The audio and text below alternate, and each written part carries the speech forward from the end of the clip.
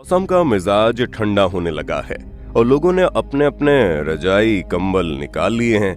लेकिन क्या कभी आपने उन जवानों के बारे में सोचा है जो हड्डियां जमा देने वाली ठंड में देश की रक्षा के लिए खड़े रहते हैं? हम बात कर रहे हैं दुनिया की सबसे ऊंची बैटलफील्ड सियाचिन ग्लेशियर के बारे में, जहां जून जुलाई के महीनों में भी ठंड का कहर ठहरने का नाम नहीं लेता। लेकिन फिर भी देश के जवान तिरंगे की आन बान और शान के लिए हर वक्त सरहद के मैदान पर तैनात रहते हैं। पर आखिर वो ऐसा करते कैसे हैं? किस तरह से जीवन बिताते हैं? और क्या उन्हें नहाने धोने के लिए पानी मिलता है या नहीं? आज की इस वीडियो में मैं यानी आपका दोस्त विशाल प्रजापति आपको सब कुछ बताऊंगा। बस मेरे साथ वीडियो में इसी तरह बने रहें। लेकिन हाँ, वीडियो शुरू करने से पहले एक छोटी सी रिक्वेस्ट है। वीडियो के नीचे रेड कलर का सब्सक्राइब बटन दिख रहा होगा, उस पर क्लिक करके सब्सक्राइब कर लें और साइड में बेल आइकॉन भी दिख रहा होगा, उस पर भी क्लिक कर लें ताकि आपको वीडियो मिले सबसे पहले। दोस्तों, लेह से करीब 200 किलोमीटर दूर उत्तर में मौजूद है सियाचिन ग्लेशियर, जिसकी कुल लंबाई 77 किलोमीटर है। सियाचिन ग्लेशियर के सांतोरो रेंज पर भारतीय सेना का कंट्रोल है और ये वही जगह है जिसे 1984 में ऑपरेशन मेघदूत के तहत भारतीय सेना ने जीता था। दोस्तों, सियाचिन ग्लेशियर का बेस कैंप परतापुर है, जहां सियाचिन ब्रिगेड यहां के 110 किलोमीटर लंबे एक्चुअल ग्राउंड पोजीशन लाइन को प्रोटेक्ट करती है। इस पूरे जोन में भारतीय सेना की 108 फॉरवर्ड मिलिट्री पोस्ट और आर्टिलरी ऑब्जर्वेशन पोस्ट है और इस पूरे रीजन का हाईएस्ट पोस्ट बाना पोस्ट है, जो 20,500 फीट की ऊंचाई पर मौजूद है। इस पोस्ट पर पहुंचने में भारतीय सैनिकों को पूरे 20 दिनों का वक्त लगता है। दोस्तों, सियाचिन के इस रीजन में इंसानों के रहने की सारी सीमाएं खत्म हो जाती हैं। कभी बारिश तो कभी बर्फीला तूफान और अचानक आने वाला हिमस्खलन, ये सब कुछ मौत की गुहार लेकर आता है, जो यहाँ रहने वाले जवानों का सबसे बड़ा दुश्मन है। इन समस्याओं से भारतीय जवानों को हर रोज निपटना पड़ता है, यानी कि वो हर रोज मौत का सामना करके भारत माता की रक्षा करते हैं। अब जाहिर सी बात है, जब ये जवान देश की रक्षा के लिए किसी भी हद तक जाने को तैयार हैं, तो उनकी देखभाल सबसे पहले करनी पड़ती है।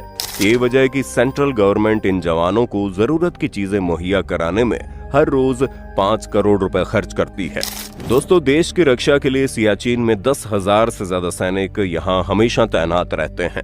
अब जवान चाहे किसी भी बटालियन का क्यों ना हो, उसे यहाँ पर ड्यूटी देने से पहले कश्मीर के हाई एल्टीट्यूड वॉरफेयर स्कूल जाना पड़ता है या फिर सियाचिन के अपने ट्रेनिंग कैंप पर कई महीनों तक रहना पड़ता है, जहाँ पर उन्हें ice craft, rock craft, rappelling और स्ट्रीम क्रॉसिंग जैसी चीजों की ट्रेनिंग दी जाती है।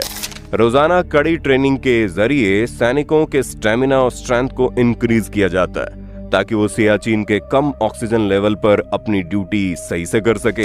क्योंकि अगर किसी को उठाकर सियाचिन में बिना ट्रेनिंग के तैनात कर दिया जाए, तो वो कुछ ही दिनों में मौत के कगार पर पहुंच जाएगा। दुश्मन सेना के जवान उसे बाद में मारेंगे, वहां की ठंड उसे पहले ही अपना शिकार बना लेगी। इसलिए सियाचिन में जाने वाले जवानों की पूरी ट्रेनिंग होती है, जहां उनके स्ट्रेंथ को तो बढ़ाया जाता ही है, उसके साथ साथ उनके रहने और खाने पीने के तरीके में सुधार किया जाता है, ताकि मुश्किल से मुश्किल हालातों में भी वो डट कर खड़े रहें। दोस्तों, सियाचिन में तैनात करने से पहले जवानों को खास पोशाक दी जाती है, जिसकी कीमत लाखों में होती है। ये पोशाक आधुनिक तकनीक से बनकर तैयार होती है, जो तेज हवा और ठंड से जवानों को बचाए रखती है। यहाँ जवानों के लिए एक और बड़ी चुनौती है, वो है बर्फीले पहाड़ों पर चढ़ना, जिसके लिए जवानों को खास तरह के जूते भी दिए जाते हैं। इन जूतों में नुकीली कीलें होती हैं, जो उन्हें बर्फ में चलने में मदद करती हैं। लेकिन इन सब के बावजूद जवानों को खाने और सोने की बेसिक जरूरतों के लिए बहुत तकलीफ उठानी पड़ती है। सियाचिन ग्लेशियर की फॉरवर्ड पोस्ट पर जवानों के खाने पीने के लिए राशन हेलीकॉप्टर से लाया जाता है, जिसके लिए यहाँ पर 16,000 फीट की ऊंचाई पर एक हेलीपैड बनाया गया है। लेकिन जब मौसम खराब होता है या फिर जिस पोस्ट पर हेलीपैड नहीं है, तो इस स्थिति में खाने की सप्लाई को हवा से ही हेलीकॉप्टर के जरिए नीचे छोड़ा जाता है, जिसे जवान बर्फ में खोजते हैं और अपने अपने पोस्ट तक लेकर जाते हैं। एक बार राशन जवानों तक पहुंच गया तो दिक्कत खत्म नहीं होती, बल्कि यहीं से दिक्कतें शुरू होती है, क्योंकि -40 डिग्री सेल्सियस से भी अधिक की ठंड में सब्जियां, जूस और अंडे बर्फ की तरह जम जाते हैं।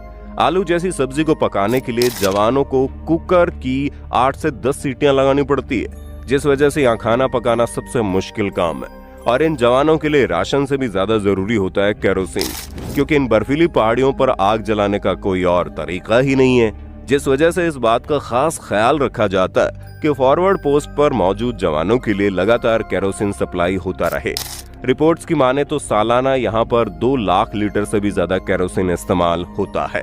और अगर हम पानी की बात करें तो जवानों के पास इस सफेद बर्फ के अलावा पानी का कोई दूसरा स्रोत नहीं है, जिसके कारण पहले जवान किसी साफ जगह को देखकर वहां से बर्फ इकट्ठा करते हैं और फिर उसे पिघलाकर पीने और खाने लायक पानी बनाते हैं। और अगर नहाने की बात करें तो दोस्तों, सियाचिन के बेस कैंप पर defence research and development establishment द्वारा डिजाइन एक टॉयलेट और बाथरूम मौजूद है।